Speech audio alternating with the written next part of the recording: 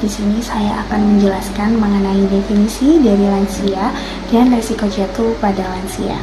Menua atau menjadi tua adalah proses menghilangnya secara perlahan-lahan kemampuan jaringan untuk memperbaiki diri atau mengganti dan mempertahankan fungsi normalnya sehingga tidak dapat bertahan terhadap infeksi dan memperbaiki kerusakan yang diderita.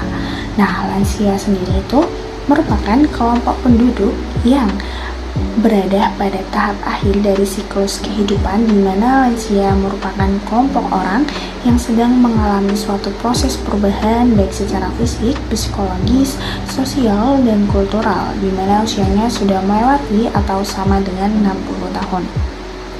Lalu, masalah yang sering dihadapi oleh lansia ini akibat proses penuaan adalah penurunan fungsi penglihatan sebesar 72%, penurunan kelenturan tubuh 64%, penurunan daya ingat 61%, penurunan fungsi pendengaran 67%, penurunan fungsi seksual 86%, dan penurunan kekuatan otot lansia sebesar 88%.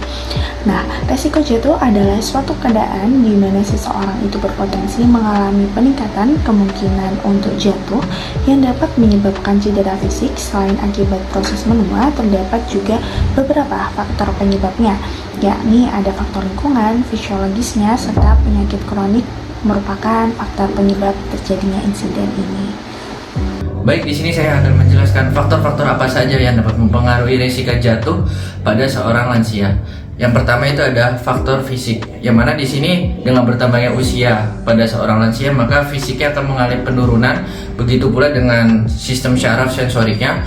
Yang kedua ada faktor medis, di mana di sini ada beberapa obat yang dapat mempengaruhi dari kondisi jatuh pada lansia tersebut. Terus di sini ada faktor lingkungan, yang mana di sini misal di dalam rumahnya atau di lingkungannya tersebut, di dalam rumahnya itu kayak mungkin lantainya licin ataupun dia tidak memakai alat bantu, itu dapat mempengaruhi dari resiko jatuh seorang lansia. Terus ada faktor dari psikologis, yang mana di sini psikologis dari lansia itu dengan seiring yang tadi bertambah usia dia akan mengalami penurunan fungsi sensorik maupun motoriknya.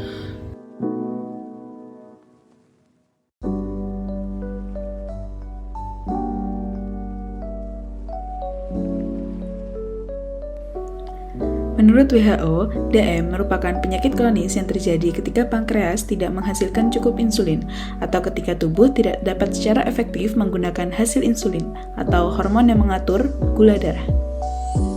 Diabetes mellitus atau DM terbagi menjadi dua jenis, yaitu DM tipe 1 dan DM tipe 2. DM tipe 1 merupakan kenaikan kadar gula darah yang disebabkan karena kerusakan beta pankreas sehingga produksi insulin itu tidak ada sama sekali.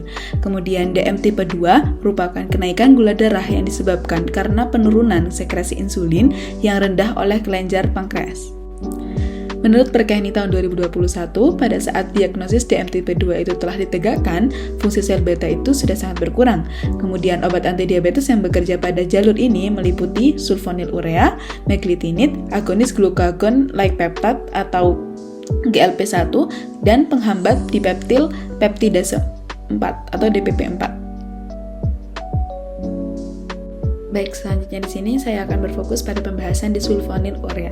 Sulfonylurea merupakan obat diabetes tipe 2 yang berfungsi untuk menurunkan kadar gula darah dengan cara merangsang pankreas dalam memproduksi lebih banyak insulin. Akan tetapi, jumlah insulin yang terlalu banyak dalam tubuh terkadang menimbulkan efek samping berupa hipoglikemia atau rendahnya gula darah yang ditandai dengan pusing, kemudian banyak keringat, kemudian juga terasa gemetar dan kesemutan. Akan tetapi, untuk menguranginya keparahan efek samping, penderita diabetes yang mengonsumsi sulfonylurea ini dianjurkan untuk selalu makan dengan teratur. Adapun beberapa contoh obat dalam golongan ini yaitu ada glibenselamid, glipizid, glimepirid, kemudian gliquidon, dan gliclazid. Obat dengan golongan ini bisa dipilih obat pertama jika ada keterbatasan biaya, kemudian obat tersedia di fasilitas kesehatan dan pasien tidak rentan terhadap hipoglikemia.